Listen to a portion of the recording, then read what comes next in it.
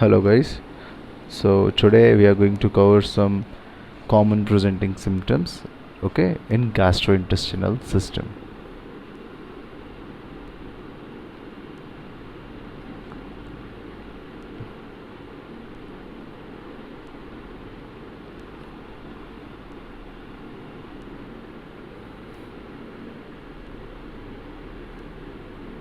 Okay guys. So in gastrointestinal system there are some common symptoms, that the type of symptoms the patient will uh, bring that symptoms to you, okay, while describing anything. Okay, so let's start with some symptoms. Okay, so firstly, okay, you need to start from mouth symptoms. Okay, so in mouth symptoms, you firstly what you will see is the patient is having bad breath. Okay, okay, the scientific term or the medical term, what we can say, the mouth symptoms, patient is having bad breath is halitosis. Halitosis.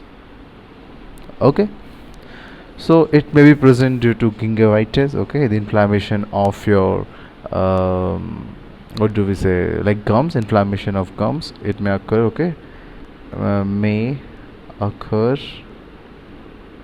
due to gingivitis.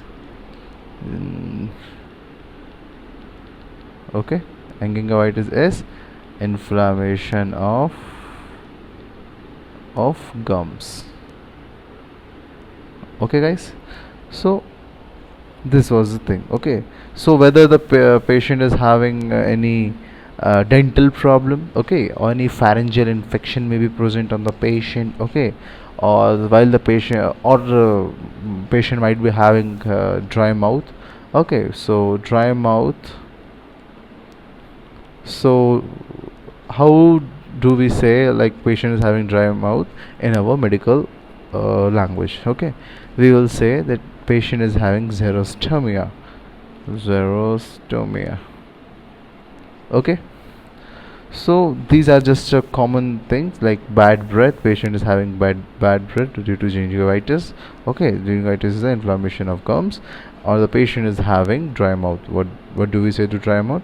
To xerostomia. Okay, so also the patient sometimes say there's a altered taste sensation. Okay, so altered taste sensation. Okay, your patient will say to you that he's not been feeling any taste, not having any taste thing, like whenever he's having sugar or salt, he's not tasting like same. Okay, same before what he used to taste like. Okay, so we will say like the patient is having altered taste sensation, which we will define as dysgeusia. Dysgeusia. Okay, or the patient might say that the uh, taste sensation is like foul taste is present in the mouth. Okay, foul taste. Okay, without eating anything, foul taste may be present in the mouth. Okay, so what do we say, this foul taste in the mouth without eating anything or without any gingivitis or without anything, we will say cacogeusia. Cacogeusia. Okay, cacogeusia. So in mouth symptoms you need to learn limited things, okay, which I will mark it. Okay, first thing is bad breath, second thing is dry mouth, third thing is altered taste sensation, and the fourth one is foul taste in the mouth. Okay, these are the uh, medical terminologies which you will use in while history taking. You will use this. Okay, and let's go to second one. Okay, the second one, what you will see is the patient is having any anorexia. Okay, anorexia or weight loss.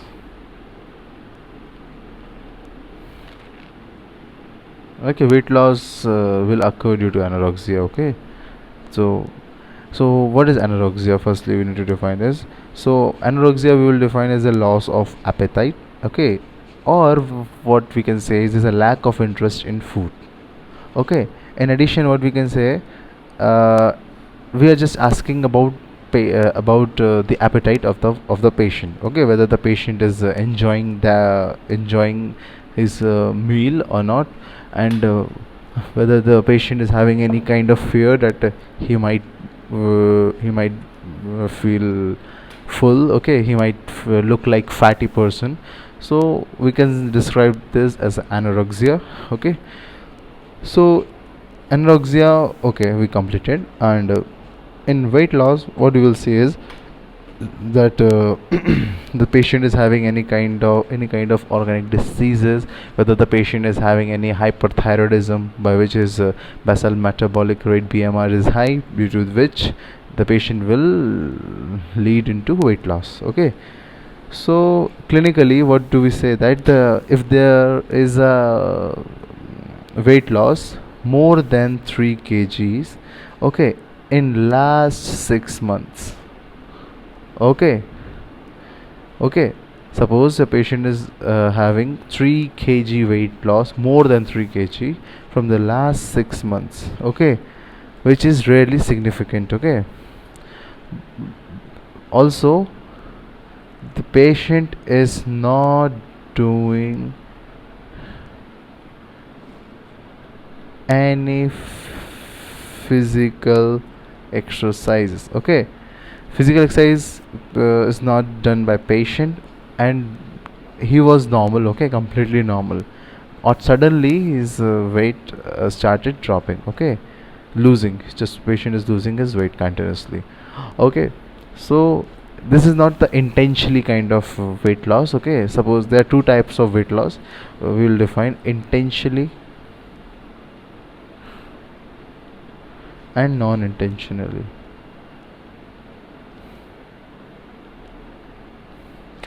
So intentionally we will define as, suppose the patient is a little bit fat, or he might be going to gym to make his body health. Okay, whether the patient is a bodybuilder, he's a regular gymmer. Okay, so this we can describe as intentionally. Okay, gym, going to have any exercise, going for exercises. Okay, okay, physical work, running. Okay, these are intentionally. Okay, non-intentionally we are going to describe like, suppose a patient is having any diseases. Okay, any cardiomyopathies. Okay, cardiomyopathies also, some things are there. Okay, some diseases are there by which the patient is losing his weight. Okay, also some type of esophageal varices kind of patient. Okay, esophageal varices. Okay, so we need to see whether the patient is losing his or her weight by some intentional method, or without doing anything, like non-intentionally. So the while the patient is losing his or her weight. Okay, so let's go to another one. So third one, this is pain. Okay, this pain thing I already explained you before, like Socrates. Okay, by this only you need to describe the pain of the patient. Okay, painful, painful thing. So okay, I already explained how to take a history. Okay, according to site onset character radiation, A stands for associated factors, and T for timing, and E stands for exacerbating factors, and relieving factors, and severity of the patient, or like how much severe the pain is occurring. Okay, so in pain you will describe like patient, the patient will describe to you whether the patient is having painful mouth. Okay, painful mouth. Okay, or the patient is having any heartburn, or any reflux, sorry. or the patient is having dyspepsia. Okay, I will tell you each and everything. Just I will write all the symptoms, okay, in the pain. Okay, while the patient is having dyspepsia, or the patient might be having odynophagia. Okay, or the patient might be having abdominal pain. Okay, or there are too many things are there, but these are some important. Also, yes, one more thing, many things are there, like dysphagia. Okay, dysphagia the patient might be having, and pain we'll say nausea and vomiting. Okay, guys, so these are just thick what do we say, pain symptoms. Okay, so these last two we are not going to consider in pain, because these are the separate symptoms. Okay, which we will discuss it after this thing. Okay, so in pain, you will get the painful mouth. Okay, suppose a patient comes to you with painful mouth, what do we will see in the patient?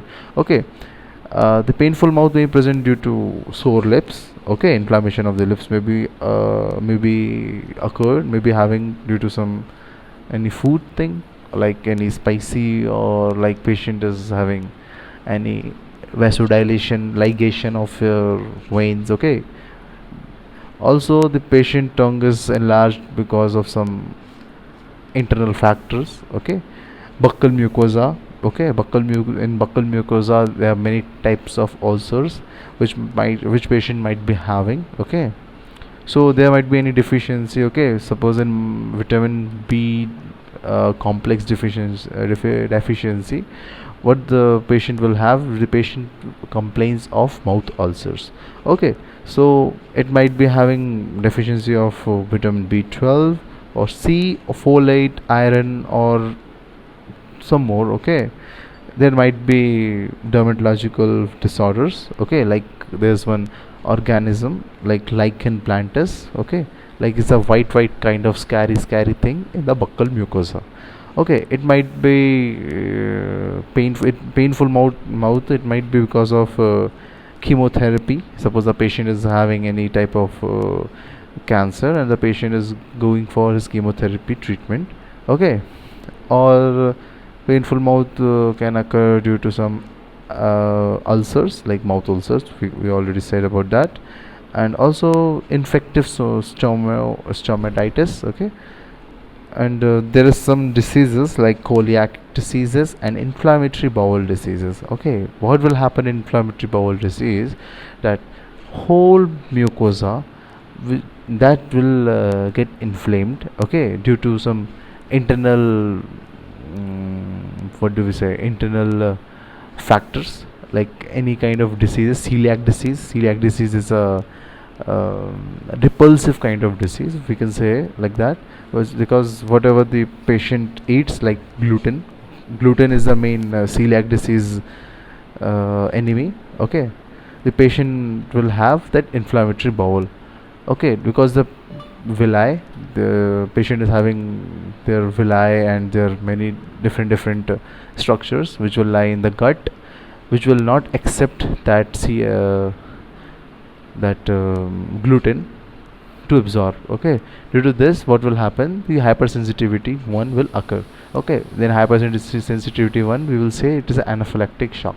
So due to this, the inflammation will occur, which we will say that it is inflammatory bowel disease. Okay, IBD. Okay, so secondly, I have completed this one. Secondly, in pain, the second symptom is heartburn and the reflux. Okay, heartburn, how the patient will describe to you. Okay, so heartburn, the patient will describe that the heartburn is a hot, burning, retrosternal discomfort. Okay, like burning sensation is coming. Okay, retrosternal discomfort. Okay, discomfort, like some pinch is there, like someone is just poking. Okay, working in the epigastric region. The patient might say like this. Okay, so we need to differentiate, okay, whether the patient is having heartburn or the patient is having any type of cardiac chest pain. Okay, we need to ask some features to differentiate this thing. Okay, so in heartburn, what we will do is we will ask the patient like what type of pain is there, like which character. Okay, suppose the patient will say it's a burning sensation. Okay, burning. Okay, burning will get in hyperacidity reflex. Okay, when our stomach produces more amount of acid, it will result in hyper acidity. Okay, so also we will ask the patient at the radiation part whether the pain is going up or whether the pain is radiating to somewhere else, like in a heart diseases what will happen. The left hand and the left sided neck, lateral side of the neck, in the sternocleidomastoid and the trapezius side in the back, okay, posterior sided, the patient will feel pain. Okay, suppose if the patient is having cardiac diseases, okay, cardiac chest pain, so we need to differentiate these type, and also we need to see the precipitating factors. While lying flat, the patient is getting relieved, or bending forward, or lying down in supine position or prone position, like any position. Okay, so we need to ask the patient that what type of associated symptoms the patient is having. Okay, so it's a the first symptom we will ask is the patient is having water brash. Okay, so water brash meaning is sudden appearance of fluid in the mouth due to reflex salivation, okay, which will result in the gastroesophageal reflux diseases. Okay, or rarely it might be present due to peptic ulcer diseases. Okay, water brash meaning. Okay, also we will ask in the associated symptoms, like the patient is having the taste of acid. Okay, or like acid, how we will define the acid, like some um, bad smelled taste. Okay, we will ask the patient like taste, like in his neck region, like some uh, acid went. Okay, like some irritation will be there in his pharynx. Okay, we will ask the patient like this. Okay,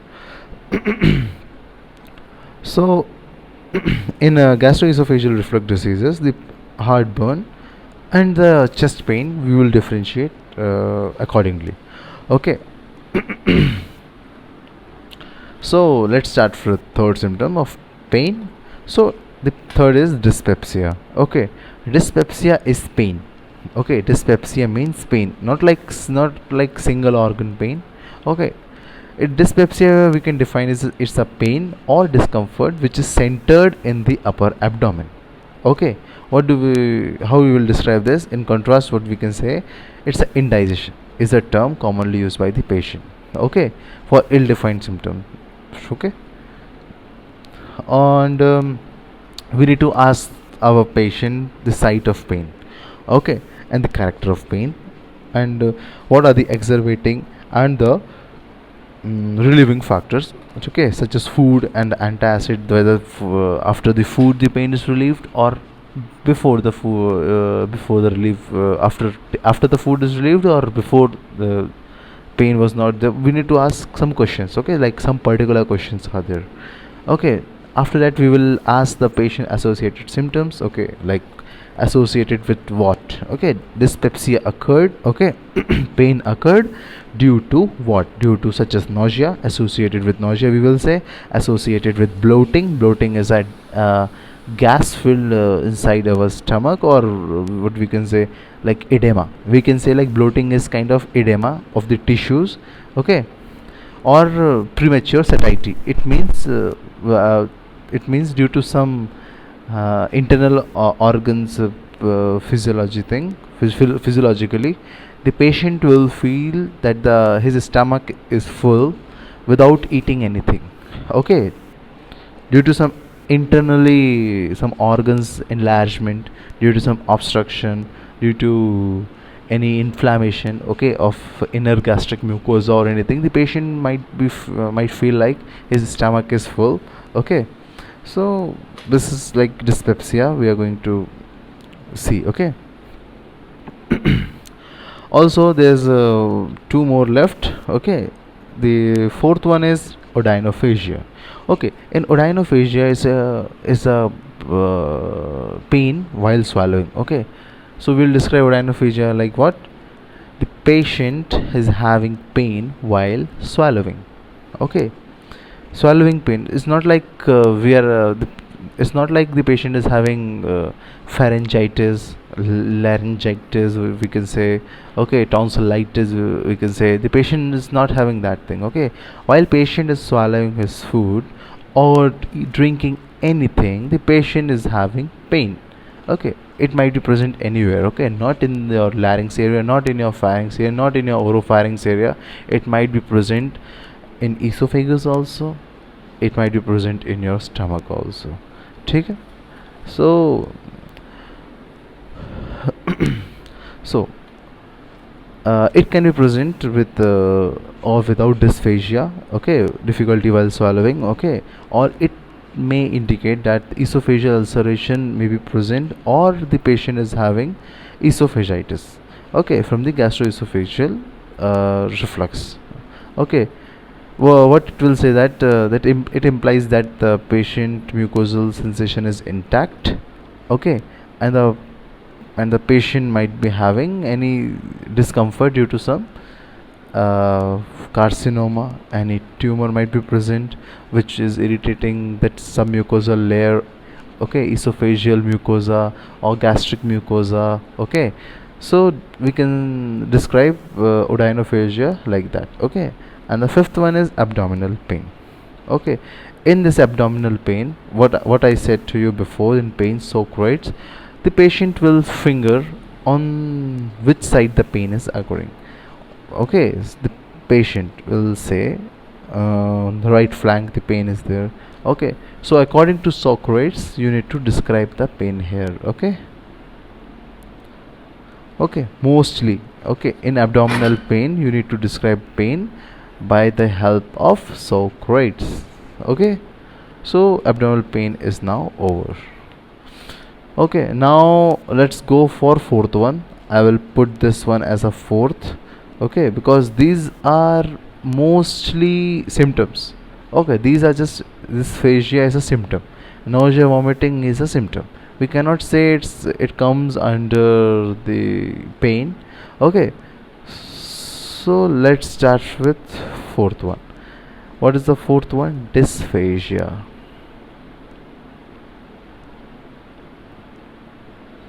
Okay, so dysphagia means difficulty in swallowing. Patient with dysphagia complains that the food or drink, whatever they are going to swallow, which it will stick while they swallow.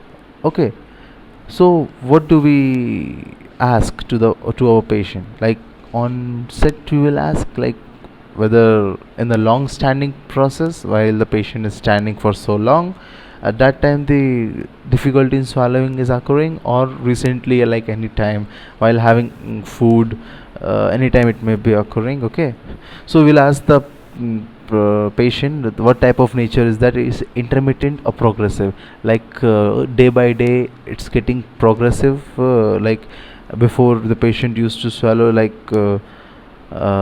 easily, but soon after, day by day, after getting weeks and weeks and weeks, the patient is feeling more difficulty in swallowing. Okay, we will ask the patient.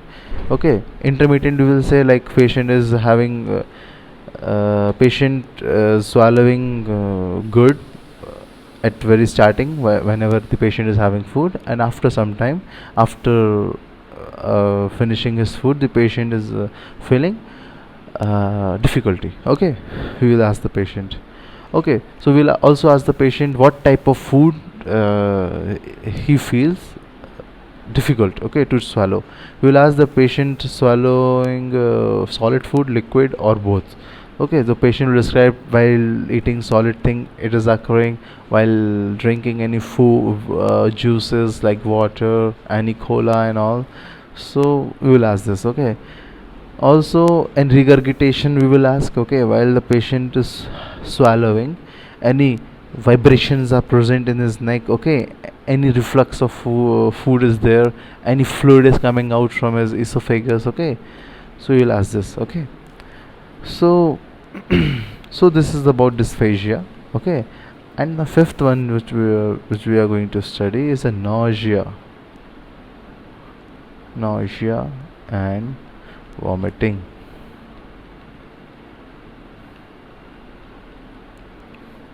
Okay, so nausea is the sensation of feeling sick. Okay, also we can say nausea is a pre-vomiting kind of condition, like patient is not yet vomited but the patient is feeling like he's going to vomit.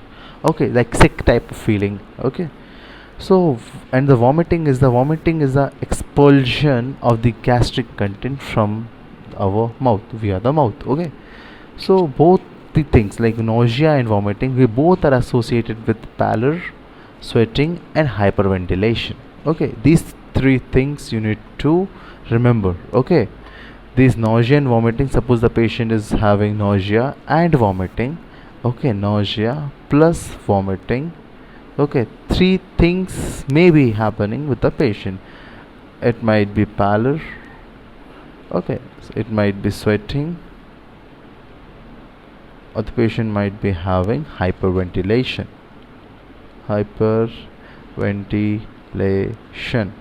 Okay, these three things. So what we need to ask to a patient is, we need to ask that in what relation to meals and timing the patient is getting nausea and vomiting. Okay, so we'll ask the patient like in early morning or in late evening, at what time the patient is having meal, and it is occurring in the morning time, or else it is occurring in the evening or afternoon or night time. Okay, we will ask the patient associated symptoms such as dyspepsia and abdominal pain. Okay, whether they are getting relieved by vomiting or not. Also, we will ask whether the vomiting is bile stained, because unconjugated bile unconjugated bile stained color is green. Okay, or whether the patient is having blood stained or feculent. Okay, feculent means if any fecals or fecal like digested food is coming out of your mouth or not. Okay, so we will ask the patient associated weight loss, whether the patient is having any weight loss in recent past days. Okay, also we will ask the patient that you are having any medications or not. Okay, nausea and vomiting, particularly with abdominal pain or discomfort, suggests that the upper gastrointestinal disorders might be present. Okay, dyspepsia can cause nausea without vomiting. Okay, you need to remember this. Dyspepsia can cause nausea without vomiting. Okay, peptic ulcer seldom causes painless. When the peptic ulcer will cause painless vomiting. Okay, until and unless they are complicated with pyloric stenosis. Okay, whenever the stomach is present. Okay, this is esophagus. Okay, this is your stomach, this is lesser curvature, larger curvature. At this side the pyloric sphincter is present. Pyloric sphincter. Okay, suppose any pyloric stenosis is present. Okay, stenosis means narrowing of the tube, gut. Okay, we will say narrowing of the tube is called as stenosis. Okay, and the stenosis might be present in pylorus. We will say the stenosis present, so that's why the patient is vomiting. Okay, so this thing we can say happens in vomiting. Okay, and the fifth, this is the fifth one, and let's go for sixth symptom, abdominal distension. Okay, this is abdominal distension. So abdominal distension means the abdomen size. Okay, or else we can say abdominal girth slowly increases all over the months or years, or due to obesity, or due to any bloating, or due to any gas inside our bowel. We will define that the patient is having distension. Okay, it might be fat, okay, due to obesity, okay, or it might be due to ascites because the fluid in peritoneal space. Okay, it might be due to hepatomegaly, it might be due to splenomegaly, it might be due to inflammatory bowel diseases, it might be due to anything. Okay, see, the most common causes of the abdominal distension may be fat and obesity. I already told you. Okay, it may be flatters. Okay, it might be patient might be having any kind of obstruction. Okay, due to that, the patient might be having any distension. Faces and the subacute obstruction or constipation. Okay, suppose the patient is having obstruction in cecum.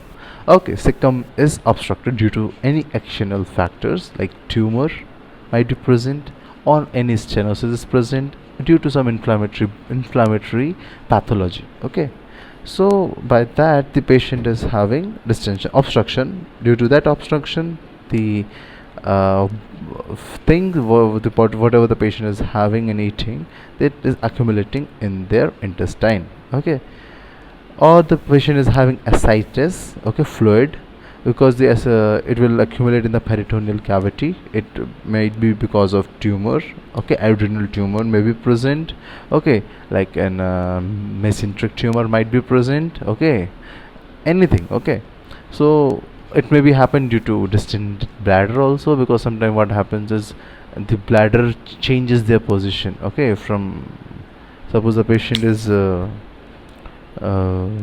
gymmer or regular gymmer, it might happen in their old ages, the muscle relaxes. Okay, what will happen to bladder sometimes moves from its original position. Okay, it might be due to fetus in pregnant women, the abdominal distension is present. Okay, also the functional bloating might be present in the patient. Okay, so this is all about the abdominal distension. And the seventh one is altered bowel habit. Okay, altered bowel habit. In altered bowel habit, we will get diarrhea. Okay, diarrhea might be present in the patient. Okay, and second we will say constipation. Okay, in diarrhea, what you will see, we need to clarify to the patient that the patient, what do they mean by diarrhea. Firstly, what patient mean by diarrhea, we need to ask the patient. According to patient, listen the definition of the diarrhea. Okay, they may complain of frequent stool or change in consistency of the stool. Okay, normally frequency ranges from 3 bowel movement daily to once every 3 days. Okay, 3 bowel movements daily. Okay, normally according to our macloid books, what we are going whatever we are studying, if the patient is having bowel movements, okay, 3 times a day. Okay, so it is normal. Okay, normally. And the diarrhea is the patient, where the patient is having more than 3 times in a day, we will describe that as a diarrhea. Diarrhea is the frequent passage of loose stool. Okay, steatorrhea is diarrheal associated with fat malabsorption. Okay, due to some obstruction in obstructive jaundice, when the bile is not coming into the duodenum, or the bile juices are not coming to our small intestine, the duodenum part, what will happen is emulsification of fat will not occur. Okay, whatever we are eating in our diet, some fat content is there. Okay, like oil and like lipids. Okay, these things are present, that malabsorption will be occurring. So what will happen, this steatorrhea will be present. Okay, the meaning of steatorrhea is the stool is greasy, pale, bulky, and even they may float and making them difficult to flush. Okay, we will say that the steatorrhea is that type of diarrhea. Okay, So what we need to ask to our patient, that on which onset the diarrhea is occurring. Okay, whether the onset is acute, chronic, or intermittent, is coming and going on and off, like hourly basis the patient is doing having diarrhea. Okay, so we'll ask the stool frequency, volume, color, consistency, and content. Okay, in frequency you will ask the patient that for within how many time you are getting stools. Okay, we are going to washroom. Okay, we'll ask the volume, like cup full of amount. Okay, like 1 liter, like we need to ask the kgs. Okay, so also we will ask the patient what type of what color was present. Okay, in his faces. Also we will ask the patient consistency, that the it was solid, semi solid, unformed, or watery.